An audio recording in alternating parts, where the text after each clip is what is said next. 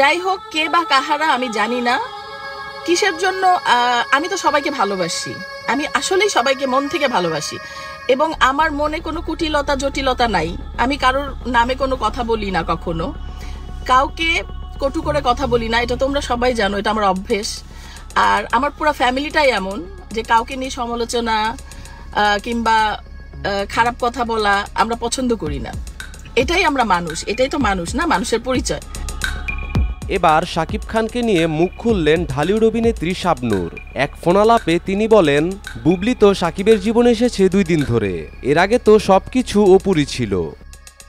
বুবলির ব্যাপারটা হচ্ছে, বুবলি ওর মানে হিরোইন, এখন ও ভালো করছে, ওর নাকি হিট হচ্ছে শুনি আর কি।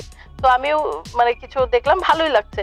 তো একসাথে এটা তো স্বাভাবিক, এটা আমিও করেছি, সবকিছু তো অপুর বেবি, অপুর স্বামী, অপুর বেবি মানে সবকিছু। আর কি বলবো, she should be happy, of course. তুমি অপুর জায়গায় থাকলে কি হ্যাপি এবং হতা? অপু একটা মানে যে পজিশন করে নিয়েছে, তো অপুর তো মানে অনেক প্রাউড হওয়া উচিত। এক পর্যায়ে শাকিবের প্রশংসায় পঞ্চমুখ হলেন এই অভিনেত্রী।